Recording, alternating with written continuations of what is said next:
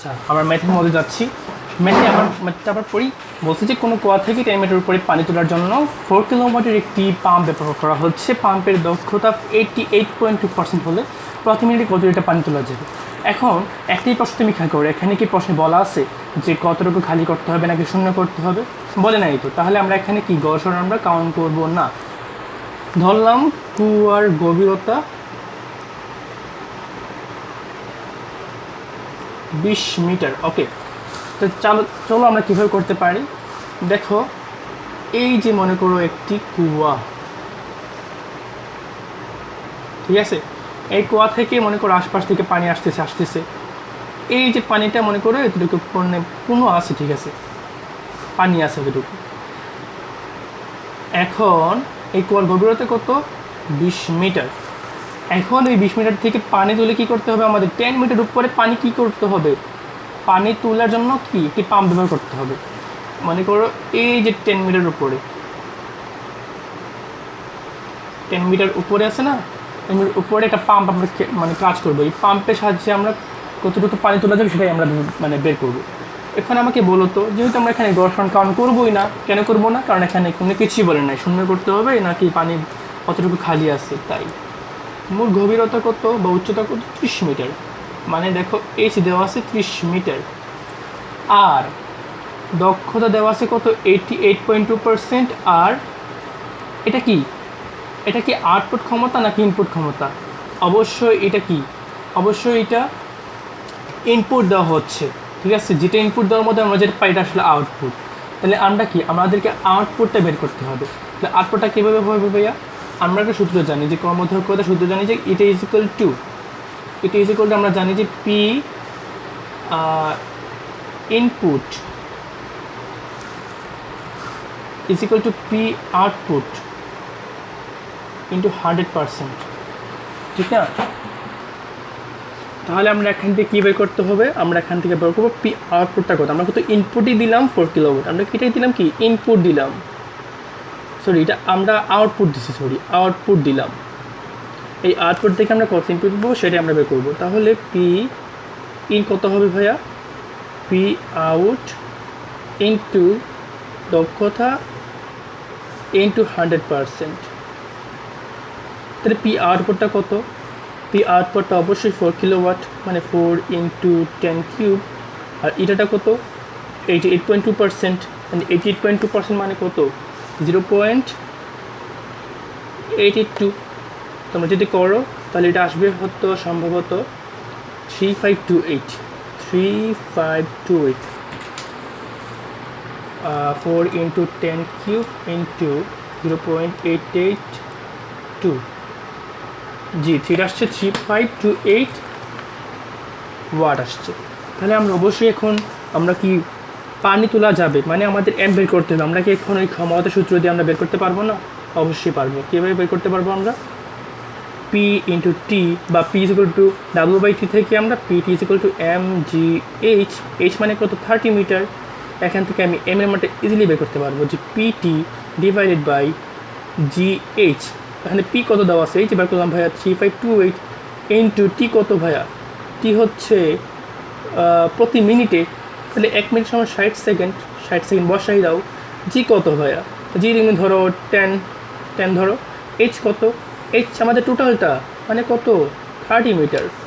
তুমি যদি কাউন্ট করো, যদি ক্যালকুলেশন করতে বাবা 720 লিটারের কাছাকাছি বাবা। এটা আসলে মূল উত্তর। চলো আমরা একটা মজার ম্যাথ করি। ওই যে আমরা যে গড়সরণের একটা কনসেপ্ট দেখলাম না এখানে, এই L/3 কে খালি করতে আমাদের L/6 5L/6 কীভাবে হলো, এরকম একটা ম্যাথ আমরা এখন করব। একটি 1/3 পূর্ণ কুয়ার গভীরতা হচ্ছে 10 মিটার এবং ব্যাস হচ্ছে 4 মিটার। একটি পাম্প 20 মিনিটে কুয়াটিকে পানি শূন্য করতে পারে। পাম্পের অশ্ব ক্ষমতা নির্ণয় করতে বলছে ভাইয়া। অশ্ব ক্ষমতা মানে কি?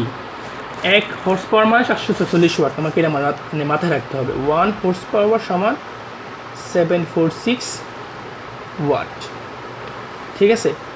এখন এটা তো 1/3 পূর্ণ। এখানে সবার একটি বেড়া লাগিয়েছি, যেটার মধ্যে সবাই গড়সরণ 5L/6 বের করতে পারে, কিন্তু এই যে ভর নির্ণয় করার ক্ষেত্রে যখন সূত্র ইউজ করে তখন কি তাদের যে বেড়ালাকে এইটাই যে সে 1/3 ব্যবহার করবে, নাকি আয়তনের ক্ষেত্রে যে একটা সূত্র আছে না 4πr²h, এখানে সে এই আয়তনের জায়গায় কি 1/3 কাউন্ট করবে নাকি 5l/6 মানে কাউন্ট করবে, সেখানে পেস লাগে। আসলে তোমাকে যতটুকু অংশ পূর্ণ পানি পূর্ণ আছে ততটুকু অংশেরই তোমার কী করতে হবে, আয়তনটা কাউন্ট করতে হবে।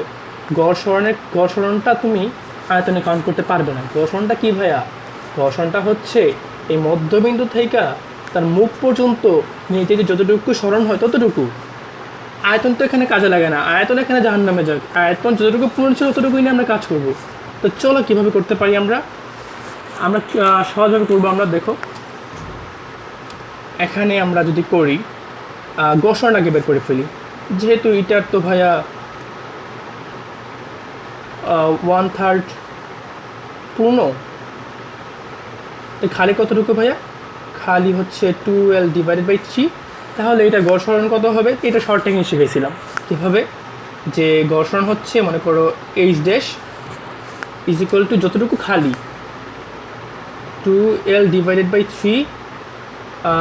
12/3 প্লাস মূল দৈর্ঘ্য কত l আর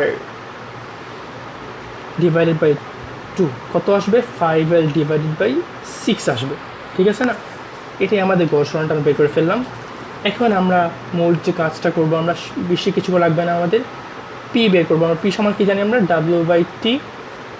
w সমান কিন্তু কী জানি? mgh'। এখানে তো গড় সরণটাকে লাগবে, ডিভাইডেড বাই টি। আমাকে এখন বলো এম আমরা কী লিখবো? এম আমরা লিখবো যেহেতু একটি এটা তো একটা সিলিন্ড্রিক্যাল আকৃতি, ঠিক না? সিলিন্ড্রিক্যাল শেপের ক্ষেত্রে কী ব্যবহার করবো আমরা? πr²h। πr²h এর ক্ষেত্রে আমরা কী করবো? এটা 1/3 অংশ এই 3 ভাগ করে দেবো, আর কিছুই লাগবে না। লিখলাম ইন্টু জি ইন্টু h' কত? 5l/6 অথবা 5h/6, whatever you want. তারপর ডিভাইডেড বাই টি, যেটা আসবে সেটা 740 দ্বারা ভাগ করে দেবে, ইনশাল্লাহ আনসার চলে আসবে। ঠিক আছে না? পারবা তুমি ইনশাল্লাহ। এখন আমরা আগের মতোই সেম একটা ম্যাথ, শুধু একটু পার্থক্য। কি পার্থক্য ভাই? দেখো এই আগের ম্যাথের ক্ষেত্রেও সেম ছিল যে 1/3 পূর্ণ, এটা 1/3 পূর্ণ না, খারাপ। এটা আমি এখানে পেয়েছি একটি কুয়ার গভীরতা আছে তোমার 6 মিটার, বেশ 4 মিটার, এর 1/3 মানে 1/3 পানি দ্বারা পূর্ণ। একটি ইঞ্জিন দ্বারা কুয়া থেকে পানি তুলে 5 মিটার/সেকেন্ড বেগে নিক্ষেপ করে কুয়াটি 10 মিনিটে শূন্য করতে হলে কত অশ্ব ক্ষমতার ইঞ্জিন লাগবে? সেম মেথ ভাইয়া।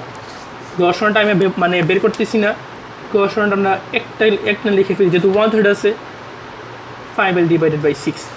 ঠিক আছে না? এখন তুমি আমাকে বলো শুধু একটি এখানে পার্থক্য, যে এখানে বেগে নিক্ষেপ করা হইতেছে পানি তুইলা, আবার ওই বেগে পানিটা নিক্ষেপ করা হইতেছে মনে করো তোমার ফ্রেন্ডের দিকে। যাই হোক, তাহলে আমরা কীভাবে করতে পারি ম্যাথটা? সেম ম্যাথ, একটু পার্থক্য নাই। আমরা আগে কাজটা বের করি, দেখি কাজটা কী হবে। কাজটা হচ্ছে ভাইয়া mgh, কিন্তু যেহেতু 5 মিটার/সেকেন্ড করতেছে, তো সেও তো একটা কাজ করতেছে, ঠিক না? সে একটা ছুঁড়ে মারতেছে না, সে যেটা কাজ করতেছে। কী কাজ করতেছে? এটা গতিশক্তিতে রূপান্তরিত হয়েছে না?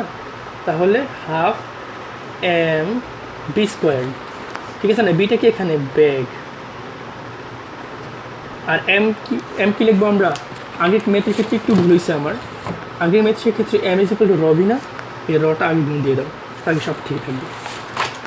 কী লিখবো আমরা? Rho V GH plus ½ mv²। দেখুন বিটা কি? বিটা হচ্ছে বেগ, আর এই বিটা কি? আয়তন।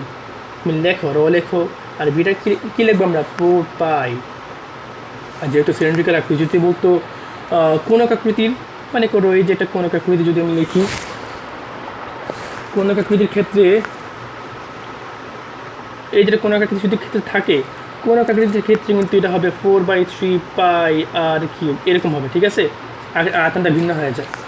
যাই হোক, যেটা দেখ কোনো বা গোলক আকৃতি যদি বলা হয়, দেখো 4πr², যেহেতু 1/3 বলছে 1/3 লেখো, ইন্টু জি ইন্টু এই এইচ ড্যাশের ক্ষেত্রে কী লিখবো আমরা 5L/6 বা 5H/6 divided by half M²। তোমার কাছে সব মান দেওয়া আছে ভাইয়া, তোমার কাছে এখানে রর মান তো তুমি জানো 1000, ঠিক আছে না, 1000। তারপর ঘনত্ব আর কি 1 কেজি মিটার পার কিউব।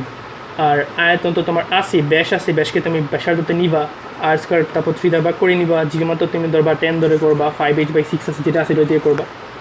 আর বেগের মান তো দেওয়াই আছে। আর এম এর ক্ষেত্রে এখানে কী করবা, এখানে ক্ষেত্রে ওই সেম 4πr²/3 আর লিখবা তুমি, বুঝতে পারছো? এখানেও সেম, এখানেও কী হবে, এই এম এর ক্ষেত্রে সেম 4πr² ইন্টু রো হবে। বাকি যাইছে তোমার কাছে এটা বাকিটা। এখন আমরা একটা সুন্দর ট্যাঙ্ক করবো সেম প্রসেসে। বেলনাকৃতির একটি ট্যাঙ্কের ব্যাস হচ্ছে 4 মিটার, উচ্চতা 5 মিটার, ট্যাঙ্কটি 1/3 পূর্ণ, একটি পাম্প 5 কিলোওয়াট ক্ষমতা বিশিষ্ট এবং এর কর্মদক্ষতা 60%। পাম্পটি কত সময় ট্যাঙ্কটিকে খালি করতে পারবে? শোনো, একটা জিনিস বলে রাখি, এখানে বেলনাকৃতি বলছি না, বেলনাকৃতির কোনো আকৃতির ক্ষেত্রে কোনো বেলনাকৃতি সেমই। দেখো এই যে দেখো, এটা হচ্ছে কি একটা বেলনাকৃতির বা কোনো আকৃতির। এটার আয়তন সূত্র কি, হ্যাঁ আমাদের বলা ছিল 1/3 পাই r²h। আর যদি গোলকাকৃতি বলতো, হ্যাঁ গোলাকৃতি বলতে কী হবে, 4/3 পাই r³ হতো, বুঝতে পারছো? আর আমাদের যদি বেলনাকৃতি বলছে না 1/3 পাই r²h আমরা কাউন্ট করবো। তাহলে যেহেতু আমাদের সব কিছু মান দেওয়া আছে, কী মান দেওয়া আছে আমরা একটু লিখে ফেলি চলো। ব্যাস দেওয়া আছে r = 4 মিটার, তাহলে ব্যাসার্ধ কত, 2 মিটার। উচ্চতা কত, 5 মিটার, কিন্তু 1/3 দ্বারা পূর্ণ, তার মানে কি গড় সরণ কত হবে ভাইয়া, 5H/6, ঠিক না? 5H/6 উচ্চতা দেওয়া দিয়ে দিচ্ছে, কিন্তু উচ্চতা 5 মিটার দেওয়া আছে না উচ্চতা, তাহলে গড় সরণের ক্ষেত্রে উচ্চতা কত হবে, 5 × 5/6, তার মানে 25/6 আমাদের কি গড় সরণের ক্ষেত্রে যেটা আমরা কাউন্ট করলাম। এখন পাম্প 5 কিলোমিটার ক্ষমতা বিশিষ্ট, তাহলে এটা কি দেওয়া আছে, এটা দেওয়া আছে ভাইয়া ইনপুট দেওয়া আছে 5 কিলোওয়াট, সরি আউটপুট দেওয়া আছে 5 কিলোওয়াট দেওয়া আছে, 5 × 10³ ওয়াট। এবং এর কর্মদক্ষতা কত দেওয়া আছে ভাই, 60%, মানে এটা দেওয়া আছে 60%। আমাদের বের করতে হবে পাম্পটি কত সময় ট্যাঙ্কি খালি করতে পারে, ঠিক না? সিম্পল কাজ, কোনো কঠিন না। তুমি আগে পানির ভরটা বের করো, পানির ভরটা কত, M = ρV, রো লেখো।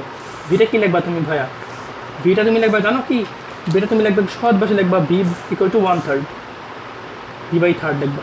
কেন থার্ড লাগবে, দেখো আগের সব কাজের ক্ষেত্রে আমরা এই আয়তনের ক্ষেত্রে আমাদের কাউন্ট করছি, কেন কাউন্ট করছি, যতটুকু পানি আছে, যতটুকু পানি দ্বারা পূর্ণ ছিল অতটুকুর ক্ষেত্রে আমরা আয়তন কাউন্ট করবো, ঠিক আছে? গড় সরণটা আমরা এখানে কাউন্ট করবো না, বুঝতে পারছো? এই আগে বলে আসছি এই কথা, সেম কথা। যাই হোক, বেথার যেহেতু রো লেখো এখানে। সূত্র কি ভাইয়া, সূত্র হচ্ছে 1/3 পাই r²h, ঠিক না? 1/3 সূত্র লেখো 1/3 পাই r²h। এইচটা কত লিখবা, ওই যে 5 মিটার আছে না, 5 মিটারে লিখবা। আর সবার নিচে যেটা থার্ড ছিল, মানে এই 1/3টা গুণ দিয়ে, সরি ভাগ দিয়ে যত আসে সেটা তুমি কাউন্ট করবা। যদি তুমি কাউন্ট করো তুমি পাইবা সম্ভবত 2943.95 কেজি পাবো, ঠিক আছে? এটা পাবো তুমি এম এর মানটা পাবা, বুঝতে পারছো? এখানে তুমি এইচ কত বসাইবো ভাইয়া, এইচটা অলওয়েজ এখানে বসাবা 5 মিটার বসাবা, বুঝতে পারছো? আর যতটুকু অংশ পূর্ণ বলবে অতটুকু অংশ দ্বারা তুমি ভাগ করে দিবে আয়তনের ক্ষেত্রে। ঘর্ষণটা তুমি কী করবা, যতটুকু খালি প্লাস যতটুকু পূর্ণ বা সম্পূর্ণটা /2 দ্বারা ভাগ করে শর্ট টেকনিকের সাহায্যে তুমি ঘর্ষণটা বের করতে পারবো, অথবা ফার্স্টে যেভাবে আমরা যোগ বের করে বের করতে সেভাবে করলে আরও ভালো হয়। এটা আসলে অথেন্টিক প্রসেস। তাহলে আমরা এখন কীভাবে করতে পারি ভাইয়া, এখন আর কোনো কাজ না, এখন তুমি ডাব্লিউ বের করবা। ডাব্লিউ সমান mgh। mgh তুমি যদি করো, এই এইচটা হচ্ছে গড় সরণ, আর এনটা তো তুমি তো বের করছোই, জিরো মান ধরবা 9.8, তুমি যদি করো তুমি পাবা 8 5 5 2 1 1.3 ওয়াট পাবা। তুমি ডাব্লিউ পেয়ে গেছো। এখন তোমার কাজ কি ভাইয়া? এখন তোমার কাজ হচ্ছে পি আউটপুটটা বের করা। পি আউটপুটটা বের করতে হলে কী হবে? পি ইনপুট দেওয়া আছে কত আমাদের? পি ইনপুট দেওয়া আছে 5 × 10 কিউব দেওয়া আছে না? আর দক্ষতা কত দেওয়া আছে? 60%, মানে 0.6। তুমি কি আউটপুটটা পেয়ে ফেলতে পারো ভাইয়া 3300 ওয়াট। ঠিক আছে না? আমি একটু এখানে করবো, তাহলে আমরা পি আউটপুটও পেয়ে গেছি। আমাদের এখন কি কাজ? সূত্র একটাই, P output is equal to W/T। তুমি ডাব্লিউ পাইছো, তোমার কাছে পি আউটপুটও আছে, টি বের করতে পারবা না? অবশ্যই পারবা। টি পারবা তুমি W/P আউটপুট। আমরা ডাব্লিউ পাইছিলাম কত? হিউজ মান আমরা ডাব্লিউ পাইছিলাম। যে ডাব্লিউ পাইছিলাম আমরা 8 5 5 2 1.33 ওয়াট। পি আউটপুটটা পাইছিলাম 3300। তাহলে আমরা পেয়ে ফেলতে পারি, এখানে আমার আনসার পাইতে পারি